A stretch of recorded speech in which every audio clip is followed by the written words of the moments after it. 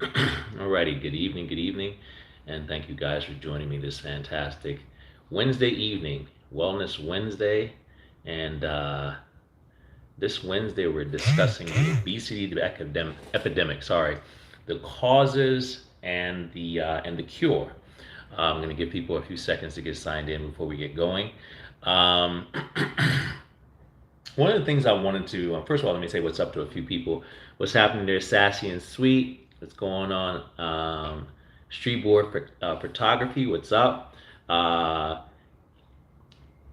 if you have not followed me on YouTube yet, make sure you go and follow my YouTube page because this is going to be one of the rare occasions that I'm going to be doing um, lives on IG, especially my Wellness Wednesday. So if you haven't followed me on YouTube yet, make sure you do that. So what's happening, Cora Young? Hey, Ingrid, what's going on? Alrighty. Uh, is that Roja? What's happening? Good evening. Good evening. There you go. Let's see. Uh, AK Catwoman, what's up? There we go. What's happening? All right. So the obesity epidemic, cause and cure. Well, first of all, let's.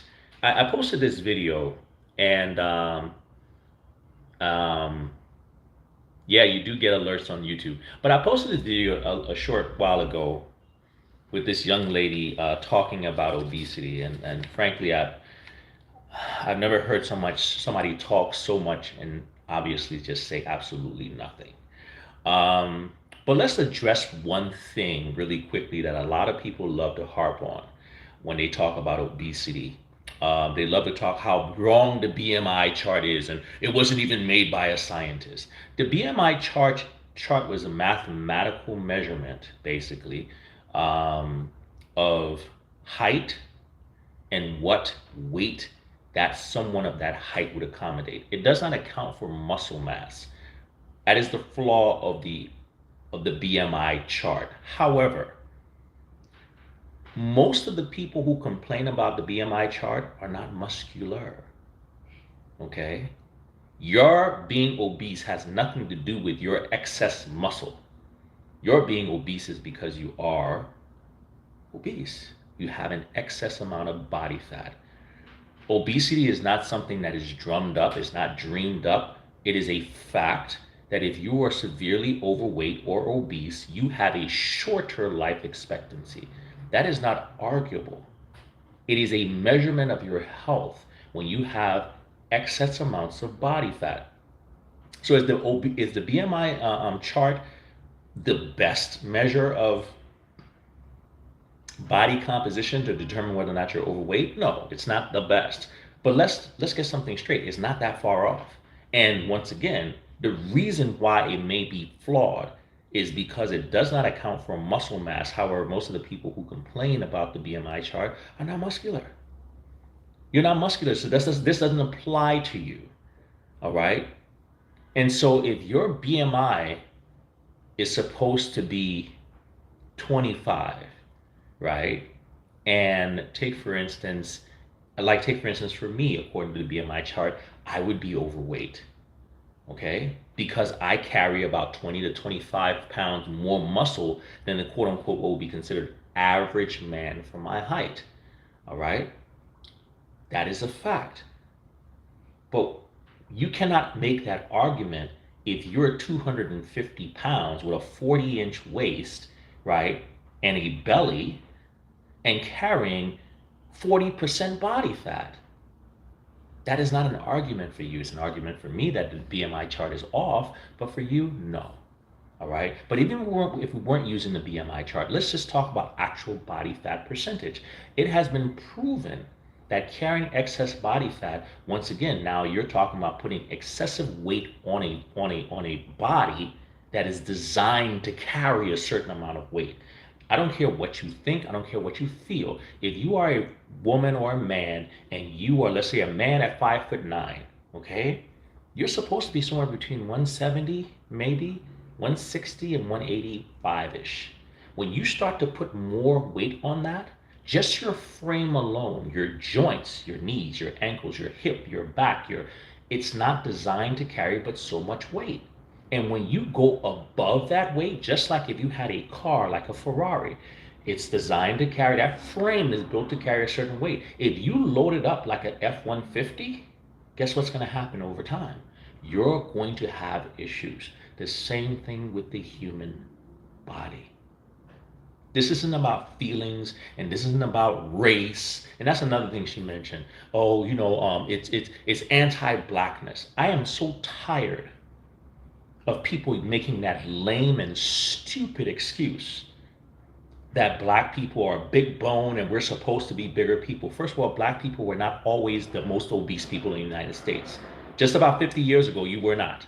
Okay? Just about 50 years ago, the average black person was actually in very good shape.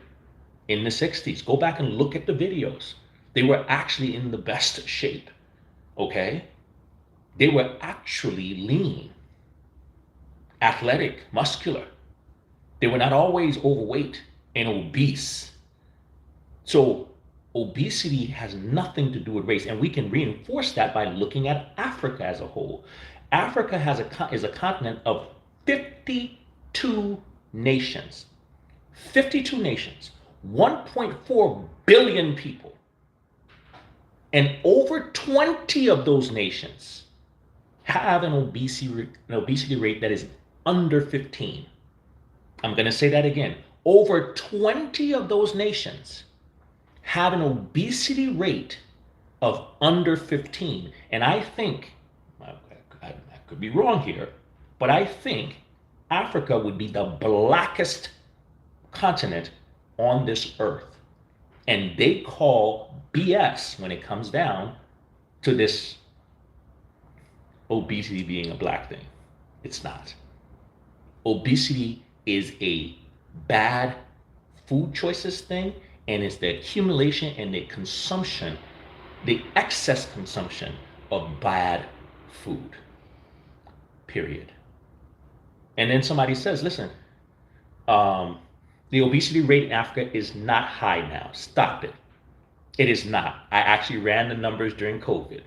Okay? And that is why COVID deaths in Africa, if you remove the 6 countries that have the most exposure to Western food, South Africa, Morocco, Egypt, Algeria, and a few other countries. If you remove those countries, right, the total COVID deaths for the continent of Africa were less than the total COVID deaths for the state of Texas, or the state of New York, or the state of Florida. Yes. Do not try it there. Go and check your numbers. Okay? Someone says, so why are so many African men and women walking around with big butts? It's because you're stupid. Because it's genetic to have a big butt. It's not genetic to have a wide waist. Having a big butt is not obese. That is called genetics. Okay? Exactly. And so, and like I said, check the numbers. Check the numbers. The numbers will tell you everything. All right? When I ran the numbers during COVID, that's why I realized that the whole COVID thing was a lie, right? Because when I looked at the low obesity numbers worldwide, the countries that had obesity numbers under 15 also had the lowest death rates, right? And that's why we saw such low death rates in Africa from COVID, despite the fact that only 6 to 10% of the entire continent was vaccinated. Yeah. Do not allow people to lie to you. The facts are the facts. Once again, we can have our opinions. I always tell people, you're entitled to your opinions, but you're not entitled to the facts. All right? Obesity is not a race thing. Okay? There is no such thing as big bone. Yes, sometimes people from African descent can be more muscular, right? But that muscularity accounts for maybe an extra 15, maybe 20 pounds if you're hypermuscular. Okay? If you're hypermuscular. All right? However, most people are not hypermuscular. Most people are not built like me. Most people carry body fat. And the body fat is why you're 50 pounds overweight. You're not. I mean, I remember having a conversation with a with a client, and she was trying to tell me, well, most of it is muscle. And I said, okay, so how much did you weigh when you were 27 years old? And she said she was 145 pounds. And at this point in time, she was like 280 pounds. So I asked her, I said, so what you're trying to tell me is that there's the 140 pounds you put on over the last 10, 15 years. You're trying to tell me that 80% of that is muscle? You're trying to tell me that you're more muscular than me? And when I put it in plain language like that, she had to say, well, no. I said, so then what is it then? She said, well, I guess it's mostly fat. Exactly. And that very client, because she had the humility to admit where she was, and then she put in effort to fix the issue, she is now what? 90 pounds lighter and working on getting back down to a better weight. We can't get better anybody can't get better if they're constantly lying to themselves. So what is the actual cause? The cause is your food. Okay? When we look at Africa, why is Africa and most of the countries in Africa not suffering from the same things that are some other countries right in Africa are suffering from? Look at the obesity rate in South Africa. The obesity rate in South Africa right now is almost 30%. Almost 30%. That's the highest obesity rate in the country. You look at places like Morocco, Egypt, all these places, when you check, guess what all those places have? Things like McDonald's and fast food places. When you look at most of the countries in Africa, you know why McDonald's does not survive there? Because they have a culture of eating at home, having home-cooked meals by their mothers and their grandmothers and what have you. So the whole Western diet has not taken hold there. Same way in many places in Asia. Okay? Same thing. When you look at countries in Asia that have now had a lot of Western influence, you see that obesity number clicking up. Okay? Your genetics hasn't changed in 50 years. Your habits have. Your level of delusion has, because people have deluded you into thinking that you can get away with being a woman at 5'4", 180 pounds and calling yourself thick. No, you're not thick. You're overweight. Your body, your frame is not designed to carry that. And one thing I will always tell people, how many overweight or obese 80-year-olds do you see? You don't. Because it has been once again proven that if you are overweight or obese, whether you like it or not, this is facts over feelings, whether you like it or not, it will shorten your life. How many overweight influencers have we seen pushing the fat acceptance movement, only to find out that a couple weeks, couple months later, they're dead? I know of at least 5. Pushing the fat acceptance thing, and guess what? Now they're dead. The human body, your frame is made to carry a certain amount of weight. Your heart is built to carry a certain amount of weight for the size of your vessel. All right? If you go well beyond what the limits are, you will have issues. The same way that Ferrari I mentioned earlier, that transmission is made to be able to push a certain amount of weight around. All right? If you load that Ferrari up over or past a certain amount, guess what happens? You will blow that transmission. What is your body's transmission? That's your heart. All right? How did they die? Heart attack, all kinds of things that relate to what? Overexertion. Yeah. Once again, I have no reason to make this up. And once again, everything I tell you, please look it up. This has nothing to do with feelings. All right? So what's actually causing our obesity epidemic is our food.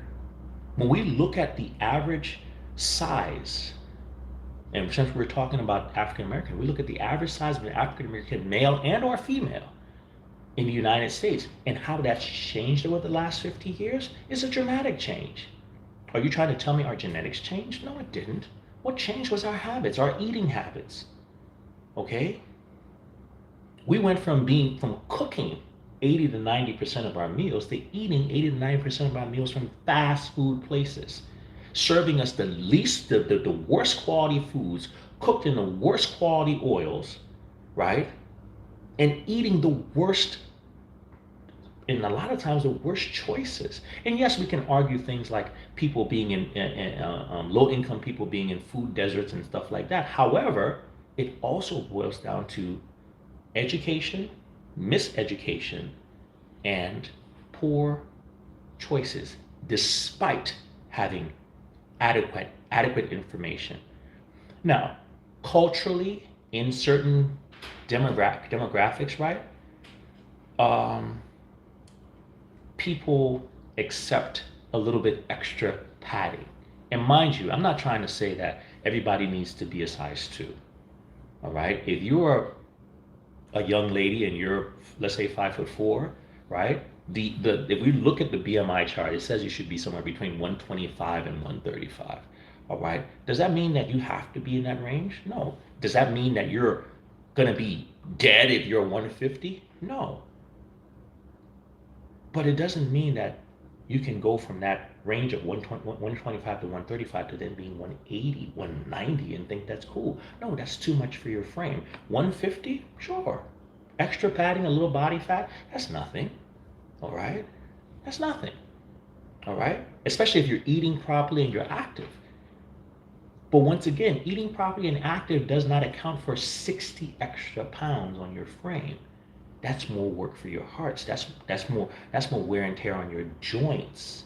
So how do we cure this problem? The first way we cure this problem is to be honest with ourselves. To stop the BS, stop the lying to ourselves, stop the misinformation. Call it what it is. I always say facts over feelings. All right? And then once we get to the point where we call it what it is, then to address the issue is real simple. Now let's look at our food. You guys have seen every Transformation Tuesday. I post transformation pictures, and I work with some great ladies and gentlemen, right? But some of the ladies I work with, a lot of them are African American females, right? And some of them come in weighing 200 pounds, right? And within 90 days of just changing their diet, just 90 days of changing their diet, right? They're losing 30, 40, sometimes more. 6 months, almost 50 pounds. How? Because it's the food. It was never your genetics. All right? Because for a lot of these people, they were in their late 20s at a very good, healthy weight. But what happens? They relax on the exercise, they're eating more, they're doing less, and they start to pack on the pounds. And our society has made it so easy to make the excuse. Oh, you know what? I'm black. Or, it's okay to. It's not. And the people around you who are knowingly doing that, right, are ushering you to an early grave. And I'd much rather hurt your feelings and save your life, right, than co-sign you killing yourself slowly. Because here's what happens when people are overweight for 20 to 30 years. I think right now everyone who is listening who's in their 50s plus has at least 1 to 3 friends who needs a hip and or knee replacement, right, who was overweight for the last 20 or 30 years. I know at least 5. Let me see a show of hands of people who know someone who is now either having one, need one, or has had one, right? A hip and or knee replacement. All right? Everybody knows one. Okay? And when we have these hips, these joints and stuff like that, these things get worn down with that extra weight. Every pound that you are overweight is 4 pounds of pressure on your joints. Okay? So take for instance, one of my clients the other day lost 43 pounds over 6 months, right? If you do the math, that's reducing about 160 pounds of pressure on her knees, her ankles, her hips. Can you imagine that? First of all, can you imagine, carrying an extra 40 something pounds? All right. There you go. Gorilla, I know more than 3. Yes. There's a price to be paid. And so people might think it's cute, but not only with your joints, but like I said, your heart is getting overworked. I always tell people, if you want to know what the effect of carrying an extra 30 pounds is, right? Because you see, what happens is that a lot of people don't realize what that extra 30 pounds feels like to your body because you put it on over time. You know, they say the quickest way, the best way to boil a frog is slowly. All right. So imagine, go somewhere and see if you can find someone that has a weighted vest, you know, one of those vests you can put on, and put about 30 pounds in that weighted vest and put it on and just walk around with it for about 10 minutes, right? And notice how much harder you're breathing and stuff like that. That's what your body's going through, except it just did it over a slower period of time. That's how much harder your body has to work when you put 30 pounds on it. Okay? I challenge you to do that, and you will never, ever consider or think that carrying an extra 30 pounds is a joke. Because that's how much harder, once again, your joints are working. That's how much harder your heart is working. And we're not even talking about your other organs that have to filter, that have to manage your body, how much harder your lungs have to breathe. Once again, these are things, these organs are designed for a particular size person. You, just because you decide to put on 50, 60 pounds, you don't get new joints. You don't get a new heart. You don't get new kidneys. You don't get new anything. Those things have to work with what you have. All right? And if you're overloading them, you're overusing them. All right? And there's three things that will lead to many problems, especially aging, and that's poor use, misuse, and overuse. So, you know, when it comes down to the obesity thing,